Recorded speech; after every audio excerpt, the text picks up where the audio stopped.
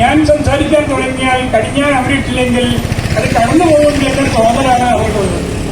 പക്ഷെ ഇത് പറയാതിരിക്കാൻ നിവൃത്തിയില്ല. നമുക്ക് ദൈവം കാണിച്ചു തന്നതാണ്.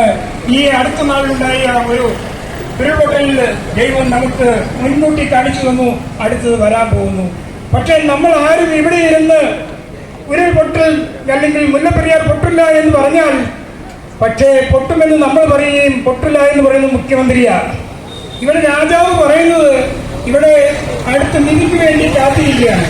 ഇപ്പോൾ 8 വർഷക്കാലം കൊണ്ട് വളരെയധികം നിധികൾ കിട്ടിക്കഴിഞ്ഞു, എന്നിട്ടും തികയുന്നില്ല. ഇനിയും നിധിക്ക് വേണ്ടി കാത്തിരിക്കുകയാണ്. അതാണ് മുല്ലപ്പെരിയാർ പൊട്ടില്ല എന്ന് പറയാൻ കാരണം. അപ്പൊ അങ്ങനെ ഒരു അവസ്ഥയില് ഈ രാജാവ് പറയുന്നത് കേൾക്കാനുള്ള പ്രജകളെ നമ്മുടെ നാട്ടിലുള്ളൂ. രാജാവ് കൽപ്പിക്കുന്നു, നമ്മൾ കേൾക്കുന്നു. അതേസമയം കഴിഞ്ഞ 4 ദിവസം മുമ്പ് ഈ അഡ്വക്കേറ്റ് റസൽ ജോയി ഞാനും കൂടെ ഉപ്പുതോട്ടില് ഒരു പ്രകടനത്തിൽ പങ്കെടുക്കുകയും ഞാൻ അതിൽ സംസാരിക്കുകയും ചെയ്തു.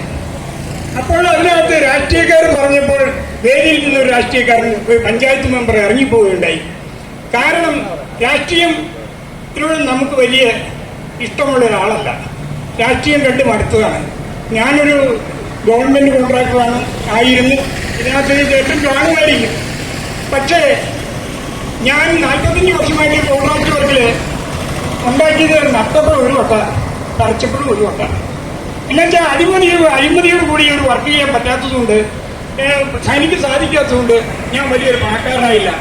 അതേസമയം എന്റെ ഒപ്പം വർക്ക് ചെയ്തവർ ഇന്ന് കേരളത്തിൽ 4-5 സ്ഥാനങ്ങൾ, പണക്കാരിൽ 4-5 സ്ഥാനങ്ങളുള്ളവരാണ്. പക്ഷെ അതാർക്കും ഞാൻ പറയുന്നില്ല. അതിൽ തൊടുകയിലുണ്ട് ഒരാൾ, അത് ഞാൻ പറയുന്നില്ല ആരാണെങ്കിലും. എന്തുകൊണ്ട് നല്ലൊരു പ്രകടനം നമ്മുടെ ഉപ്പുകരയിൽ ഉണ്ടായി. നമ്മുടെ രാജാവിനെതിരെ എന്ന് പറഞ്ഞാൽ ഒരു പള്ളിയടവയിൽ നിന്നുള്ള അച്ഛന്മാരും അതുപോലെ ക്രിസ്ത്യൻ സമുദായം മാത്രമേ ആ യോഗത്തിലും ആ പ്രകടനത്തിലും പങ്കെടുത്തുള്ളൂ.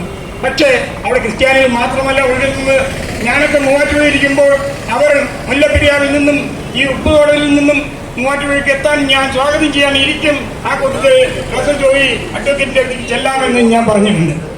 എന്താണെങ്കിൽ ലാസ്റ്റ് ഞങ്ങളൊക്കെ മരിച്ചു കഴിഞ്ഞതിന് ശേഷമാണ് ശ്രീമാൻ ബെന്നി ജോസഫും അതുപോലെ അഡ്വക്കേറ്റ് റസൽ ജോയിയും മരിക്കുന്നത്. അപ്പോൾ ഒന്നിച്ച് ഞങ്ങൾക്ക് അറബിക്കടലിലൂടെ നീന്തി തോപ്പിച്ച് നടക്കാം. ഒരു കാര്യം കൂടി പറയട്ടെ. നമ്മൾ ഇവിടെ നമ്മുടെ കേരളം ഭരിക്കുന്ന മുഖ്യമന്ത്രിക്ക് 2 ചങ്കും ഊരിപ്പിടിച്ച വാളും പൊക്കിപ്പിടിച്ച തോക്കും അതിന്റെ ഇടയിലൂടെ നടന്നുപോയി എന്നാണ് പറഞ്ഞത്. പക്ഷെ ഞാന് 2 ചങ്കുള്ള ഒരു മുഖ്യമന്ത്രിയെ കണ്ടു, തമിഴ്നാട്ടിലെ എക്സ്പ്ലോർ വെച്ച്. അദ്ദേഹത്തെ ഒരു 2 മിനിറ്റ് ഞാൻ സംസാരിക്കേണ്ടതിന്. ഡ്രൈവറും അദ്ദേഹവും മാത്രമല്ലാതെ മറ്റൊരാൾ കൂട്ടത്തിലുണ്ടായില്ല.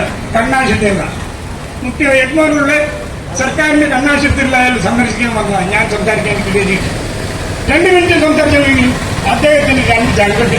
ഇവിടുത്തെ മുഖ്യമന്ത്രിക്ക് നിങ്ങൾ ക്ഷമിക്കണം, ഇവിടുത്തെ മുഖ്യമന്ത്രിക്കുള്ളത് 2 ചങ്കല്ല, 2 ചന്തിയുണ്ട് എന്നാണ് ഞാൻ വിശ്വസിക്കുന്നത്.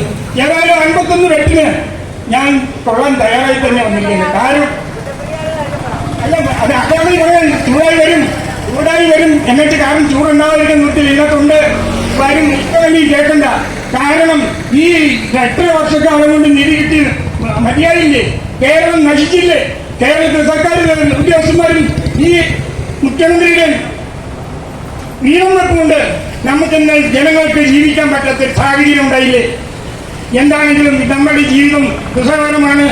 ഇവിടെ തെണ്ടി നടക്കുന്ന വോട്ട് ചെയ്യാത്ത പട്ടിയുടെ ജീവന്റെ വിലയെങ്കിലും നമ്മുടെ ഈ വോട്ട് ചെയ്യുന്ന ഈ ഇരിക്കുന്ന ഞങ്ങൾക്കുള്ള പട്ടികൾക്കും കിട്ടണമെന്ന് പറഞ്ഞുകൊണ്ട് ഞാൻ വാക്കുകൾ അവസാനിപ്പിക്കുന്നു. എല്ലാ ഭാഗങ്ങളും വ്യാപാരി വ്യവസായി ഈ സംഘടിപ്പിച്ച എല്ലാ ആൾക്കാർക്കും 2020-യുടെയും അതുപോലെ തന്നെ വ്യാപാരി വ്യവസായിയുടെയും സംഘാടകർക്ക് നന്ദി പറഞ്ഞുകൊണ്ട് ഞാൻ നിർത്തുന്നു. നന്ദി, നമസ്കാരം. ജയ് ഭാരത്.